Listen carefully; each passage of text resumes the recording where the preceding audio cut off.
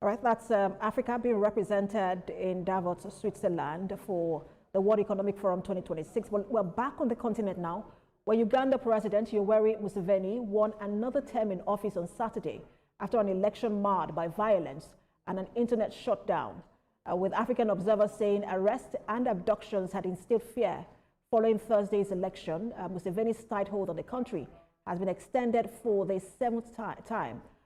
Although he faced his biggest challenger in the form of popular opposition candidate and musician Robert Bobby Wine Kyagulanyi, the country's electoral commission declared that Museveni had won with 72% of the vote. In a young country where about 70% of the 46 million population is under 35, Museveni is the only president most Ugandans have ever known. By the time he completes his latest term in 2031, he would have served for 45 years. However, he's not alone. Across Africa, several lifelong leaders like him have held on to power for decades, despite organizing routine elections that give the administrations the semblance of democratic rule. Political experts studying these figures say at least three of them, Museveni of Uganda, Paul Biya of Cameroon, and Sassou Nguesso of the Republic of the Congo, have perfected unique formulas that help them consolidate power, using tools like compromise elections, divide and rule tactics, and powerful foreign alliances. Now, experts also say that despite this bleak outlook, African countries do not have the luxury to discard elections. Citizens cannot afford to stop voting or requesting electoral conditions.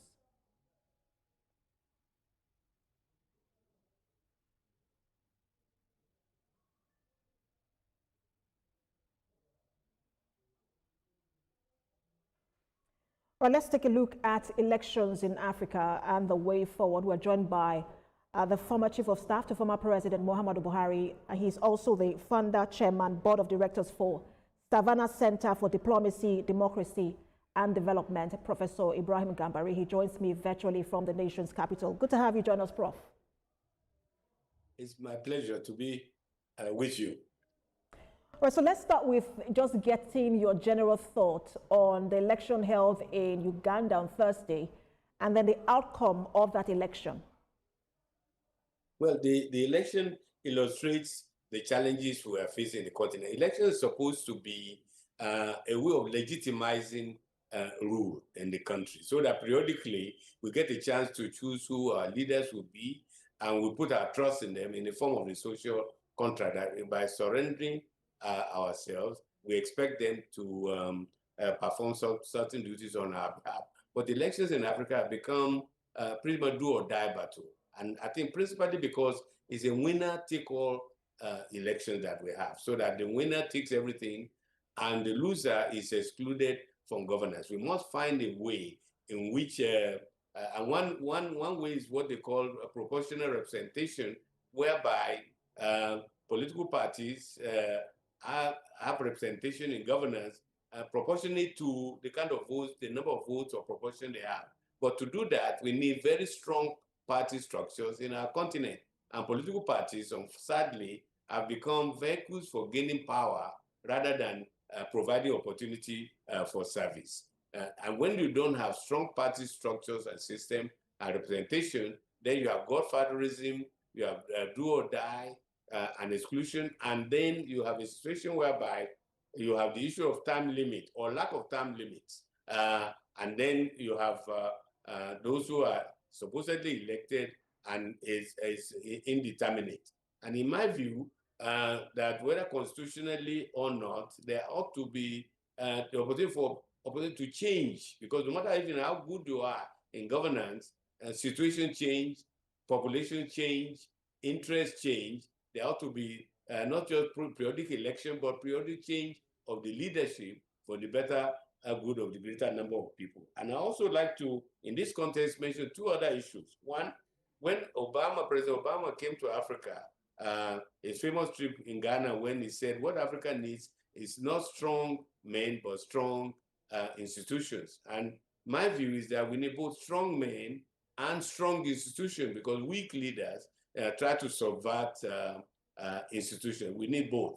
And finally, my own experience with President Museveni was when I was sent as a special envoy by the then President Muhammad Buhari, I was not in government then, to argue as to why he deserves a second term. That was before the 2019 presidential election. And we met Museveni, and he was absolutely flabbergasted that we will be sent by Nigeria to explain why our president deserves a second term. And he felt and told us to our face, 4 years is not sufficient for him to deliver on promises he's made to the nation. So he should stay as long as he wants. But we must find a way between that kind of perspective and the need to have periodic change of leadership so that you have new energies, new initiatives, new focus that will be for the benefit of the people, particularly with the Prof, demography. just a minute, apologies. I want to comment because I want to stay on the issue you mentioned of leaders who subvert the will of the people, use the constitution. Some people have called it a constitutional coup d'etat, or they change the constitution just to stay in office. We've seen countries like Bangladesh where citizens push back, but we've not been able to achieve that in a continent like Africa. And I'm wondering why we've not been able to have citizens being able to push back on this kind of leadership.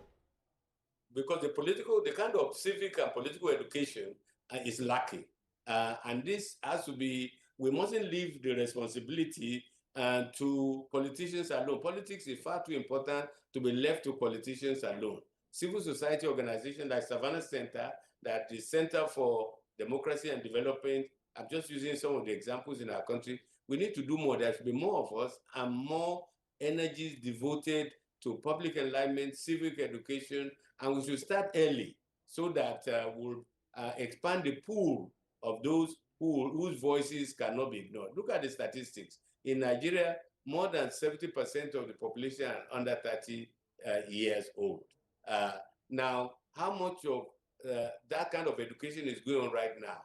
So the political education, the mobilization, trade unions, and other organizations have a role to play. And even political parties themselves need to be democratized. And that has been the argument of Savannah Center, that you cannot give what you do not have.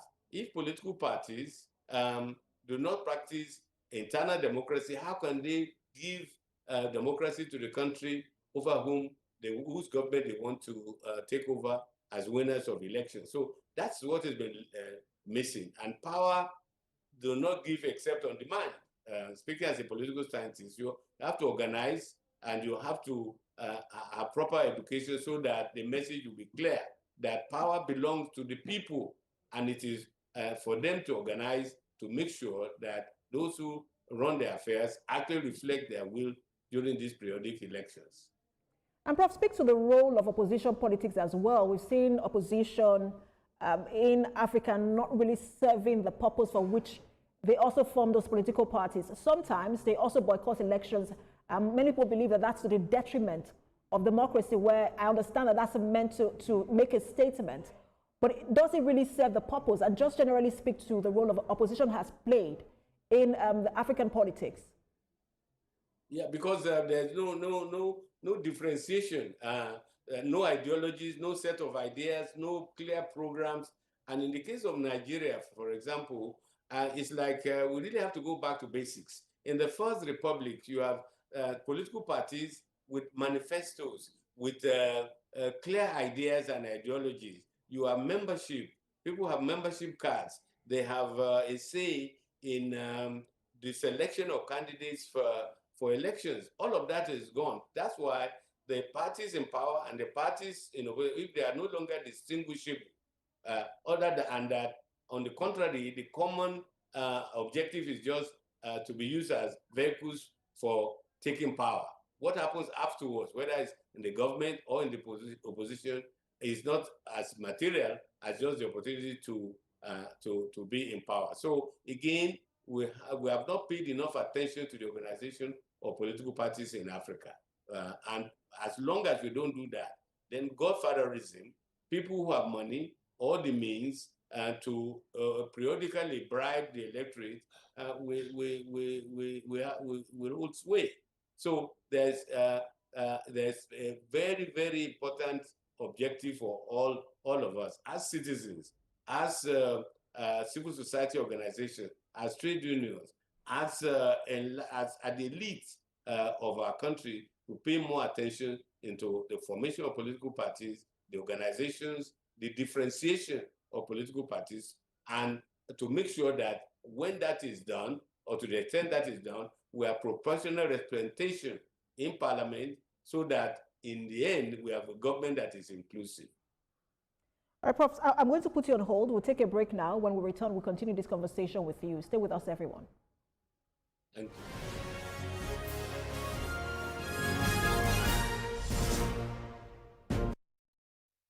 All right, thanks for staying with us, everyone. We've been speaking on elections in Africa, the successes, the controversies, and the way forward.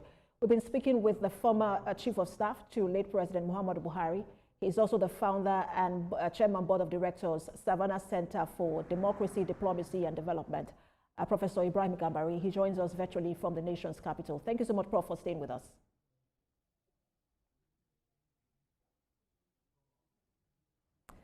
All right, Prof, I just want to check one more time that you're still with us, so you can hear us. Yes, I am. Please go ahead. All right. So you painted a scenario of the election or the political climate in Africa. I also wanted to ask you if that applies to the current political environment in Nigeria as we push towards the 2027 election. Well, nothing has changed fundamentally, except that there's a fear on some quarters that we may be moving towards a one-party state in Nigeria, which, if that is the case, and if that is sustainable, that cannot promote a democracy in the true sense of the word. But I'm not bothered so much about that, because if you look at our history in Nigeria, ruling parties tend to become overconfident. They aggregate to themselves superior knowledge, superior intellect. Don't forget that there was a time one of the political parties, I believe the PDP, were boasting that they will be ruling for 60 years.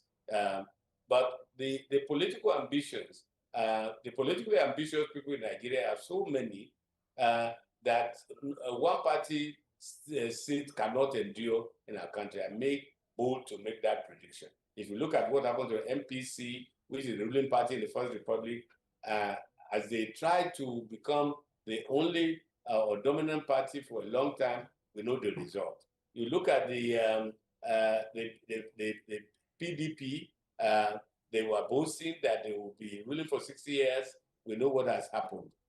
And it cannot last. Maybe for the wrong reasons, that the elite who are motivated by access to power by all means, there are far too many to be contained within a single political party. And so there's no, I'm not afraid of a one-party system being established in Nigeria. It will not happen. It will not last.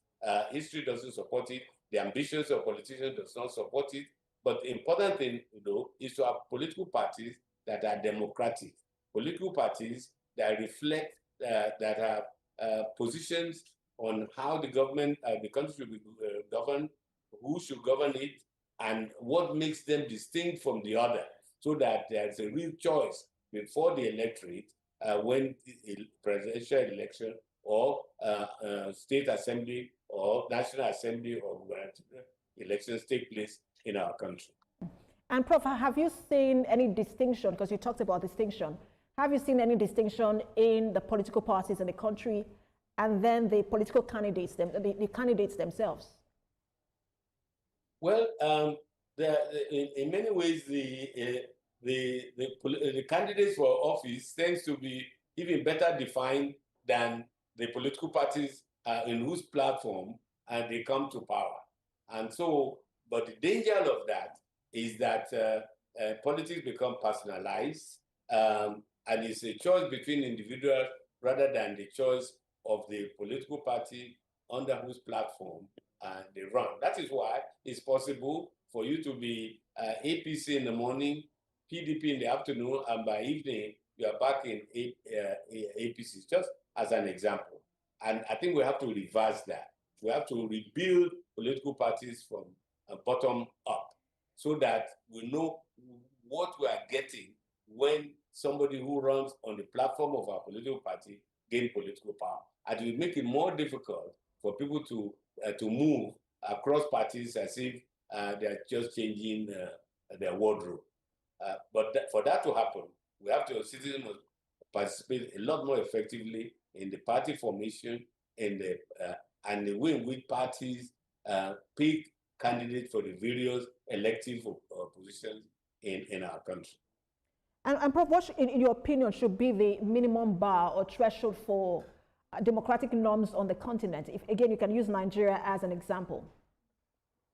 Well, first of all, we have to have, apart from organizing our political parties better, then there should be consequences for people who get elected on one political party platform and then defect.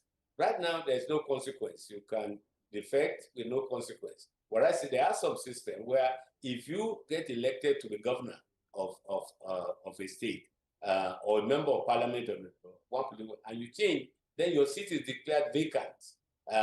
And then there should be new elections to decide who represents them. So there should be consequences for defection frivolously. There should be organization of the parties in ways in which it's clear when we vote them in, we're not just voting the individuals, but the party platform on which we elect them. Those are the areas in which I think we should try to make a difference. Because otherwise, if we continue the same thing, as they often say, if you can't try to get a different result by continuing to do the same thing, and we definitely need a different result from the situation which we have now. And so, give us your projections as you see developments, not just because Uganda is the first election we're holding on the continent this year. There are more elections coming. Again, there is Nigeria in 2027. Just give us your projections. If we continue in this trajectory, what do you think will be the outcome? No,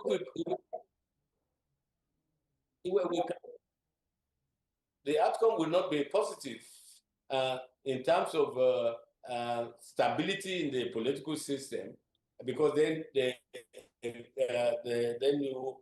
dissatisfaction might